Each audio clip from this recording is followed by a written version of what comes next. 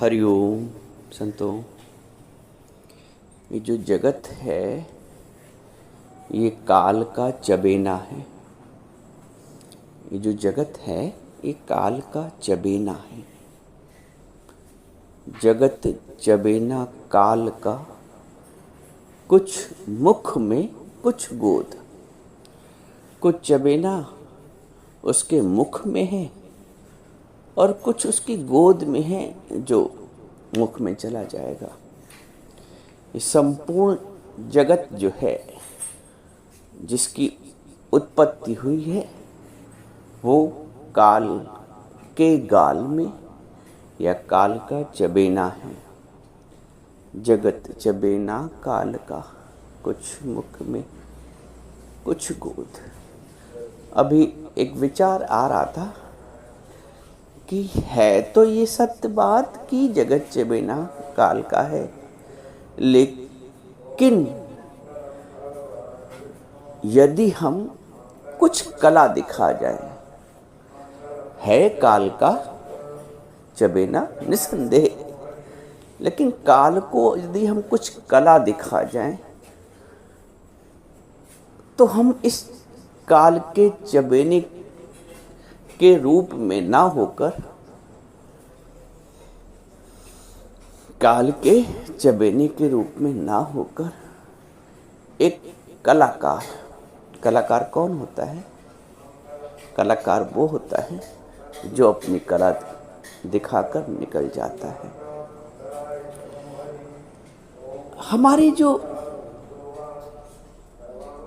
ऋषि मुनि हैं, हमारे जो अवतार हैं, हमारे जो गुरु हैं, ये वो कलाकार हैं। बहुत पुराना नहीं जाते हैं। प्रहलाद और ध्रुव पे हम अभी आज के युग की बात करते हैं। किसने किसने कला दिखाई? हर उस व्यक्ति को हम कलाकार कहेंगे जिसने जन्म तो एक बूंद के रूप में लिया और विलय एक सागर में कर लिया। बूंद यदि विलग है तो निसंदेह सूखेगी, मिटेगी। कब तक बनी रहेगी एक बूंद? लेकिन बूंद ने यदि सागर में विलय कर दिया तो बूंद ने अपनी कला को दिखा दिया। काल के मुख में जाने से बच गई और उसने अपनी कला के माध्यम से काल के मुख में जाने से बचा लिया अपने आप को और अमर हो गई।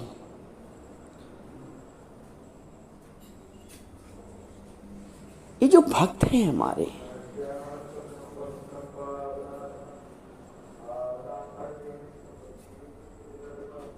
सूर, तुलसी, कबीर, मीरा, इन सब ने कला दिखाई है।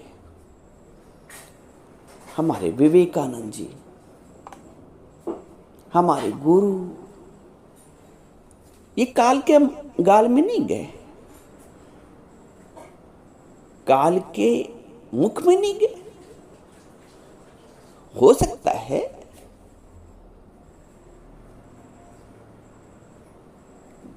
ये जगत है, हो क्या सकता है, जैसे जगत चबेना काल का, कुछ मुख में कुछ गोद। मैंने बताया ना, जन्मे तो बूंद के रूप में है, लेकिन यदि कला दिखा दे तो हम सागर में विलय भी कर सकते हैं और काल के मुख में जाने से बच सकते हैं। एक बात। दूसरी बात, एक बूंद का परम कर्तव्य है, परम धर्म है, परम कर्म है यदि वो अपने आप को सागर से विलय कर लेती है। बूंद के जीवन का जो अस्तित्व है वो तभी सार्थक होगा जब वो अपने आप को सागर से विलय कर लेगी। तो जीव के जीवन का सार्थक तभी है, सार्थकता जब अपने आप को ब्रह्म में लय कर ले। ब्रह्म में लय कर ले, आपने इतना भगवत भाव अपने मैं के घर्षण से प्रकट कर लिया है, उस भगवत भाव में लय कर लो। भक्त यदि भगवान में लय हो जाता है, ये जो लय वाली अवस्था है ये परम अवस्था है। और ये जो परम अवस्था है ये कुछ विरलों को प्राप्त होती है, कुछ विरलों को। हम भिन्न भिन्न कर्म करके धर्मयुक्त होकर जीवन को सार्थक कर सकते हैं। बात समझिएगा अभी। धर्मयुक्त होकर कर्मरत रहकर जीवन को जी सकते हैं, जीवन का यापन कर सकते हैं। परंतु जीवन की श्रेष्ठता और जीवन की उत्तमता, सर्वोच्चता, पराकाष्ठा तभी है जब ये जीवन परमात्मा के लेखे हो जाए, लेखे हो जाए। परमात्मा के लेखे जीवन कब होगा? जब हम परमात्मा को लखेंगे। परमात्मा को लखेंगे कब? जब अपने आप को परमात्मा में विलय कर देंगे।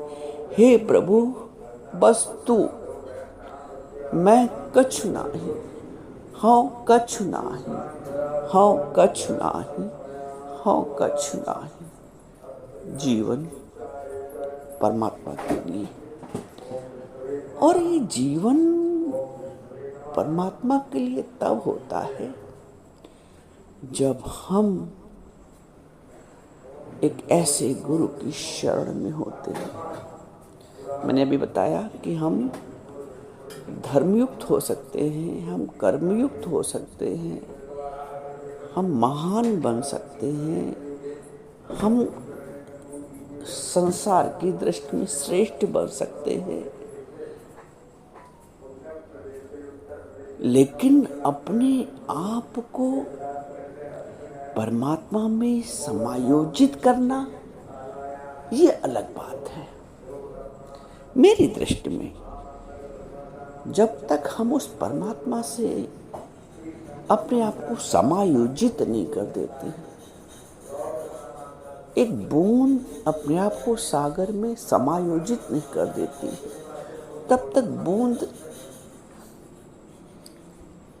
के जीवन की सार्थकता नहीं सिद्ध होती है।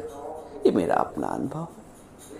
मैंने अपने अनुभव से ये भी देखा है कि यदि बूंद अपना अस्तित्व पृथक रखती है, अपने को अलग बनाए रखती है, तो उस बूंद को बहुत कुछ सहना पड़ता है, बहुत कुछ सहना पड़ता है।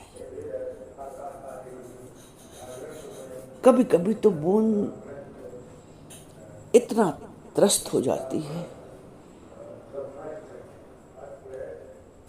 कि किसी के पांव के नीचे भी उसको आना पड़ता है। ये जगत ऐसा ही है, ये जगत ऐसा ही है। हम सब कुछ करते हैं, सारे थपेड़े खाते हैं। एक बूंद सारे थपेड़े खाती है, यहां तक कि किसी के पांव के नीचे भी आ जाती है,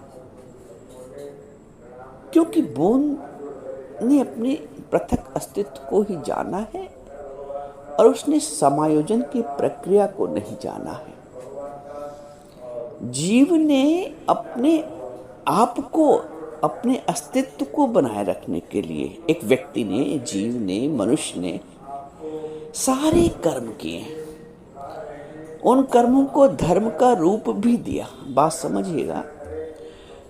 अपने अस्तित्व को बनाए रखने के लिए उसने समस्त कर्म करे, समस्त पूजा, सब समस्त भाव, असंख्य, नानक जी कहते असंख्य जोग, असंख्य भाव, असंख्य पूजा, असंख्य तप ताओ,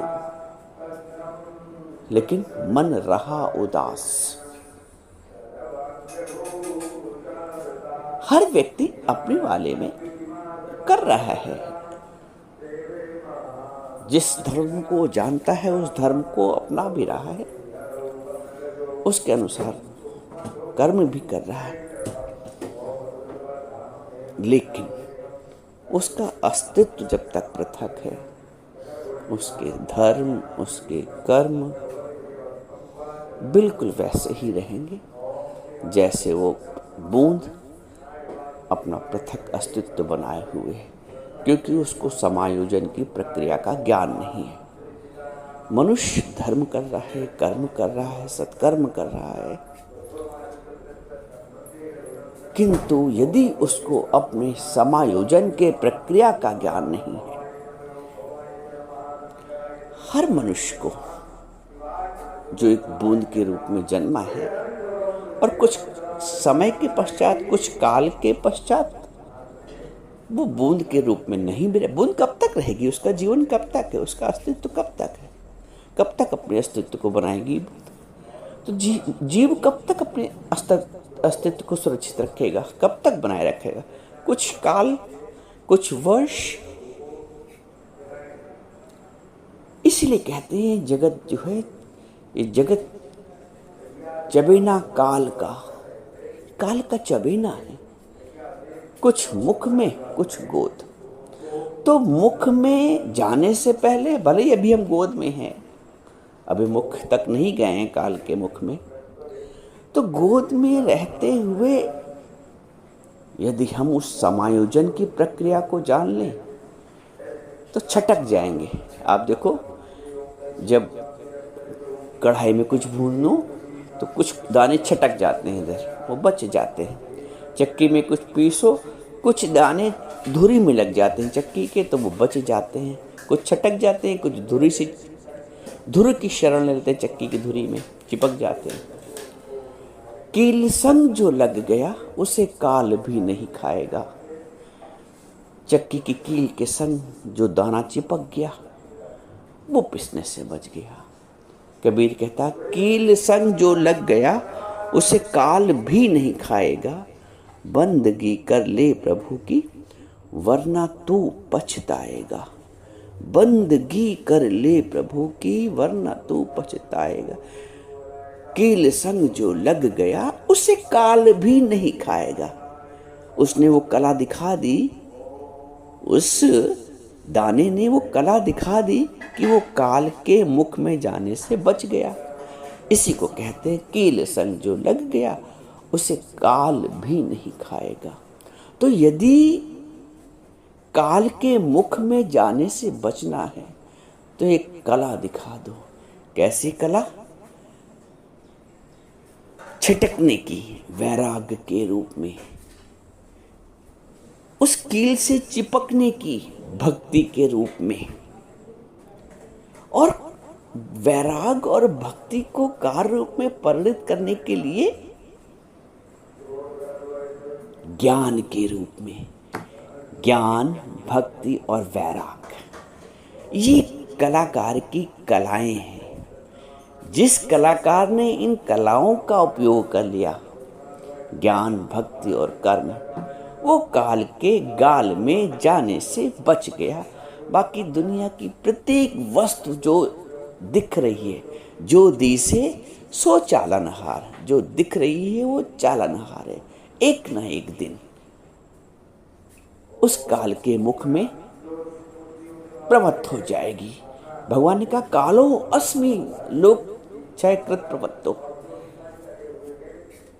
रोज ही आप सुनते हैं, कोई हादसा हुआ, कोई दुर्घटना हो गई, कहीं आग लग गई, इतने लोगों की जीवन चला गया। सब काल के मुख में जा रहे हैं। एक दिन ये शरीर भी, जिसके अस्तित्व को हम बना के रखे हैं, आज ही जीते जी अनुभव करो कि ये जो जीव है, ये जो बूंद है जिसने अपना अस्तित्व पृथक बना के रखा है, अनुभव करो ऐसा कि इसने उस विराट सागर में अपने आप को विलय कर दिया है, उस परमात्मा से अपने आप को जोड़ दिया है, युक्त कर दिया है। इस जोड़ को ही भगवान ने गीता में योग बोला है। योग तस्मात् सर्वेषु कालेषु योग युक्त भवार्जुन। भगवान ने एक विधि भी बता दी कि तस्मात् सर्वेषु कालेषु योग युक्त भवार्जुन। हे अर्जुन, इसलिए तुम प्रत्येक क्षण प्रत्येक काल में योग युक्त रहो। तो हम योग युक्त कैसे रहेंगे? ये एक कला है, ये गुरु सिखाता है कि जब इतना भाव प्रगाढ़ हो जाए कि प्रभु तू ही तू, तू ही तू, तू ही तू, तू ही तू, तू ही तू, ये तू ही तू करना ही एक कला है। और जब हम इस कला को सीख जाते हैं गुरु के शरण में रहकर, तो हम काल के गाल में, काल के मुख में जाने से बच जाते हैं और एक सच्चे कलाकार हो जाते हैं। सच्चे कलाकार बनो और काल के मुख में जाने से बचो। इतना परमात्मा को अपने जीवन में प्रकट करो। है ही प्रभु तू, है ही तू, है ही तू, है ही तू, है ही तू।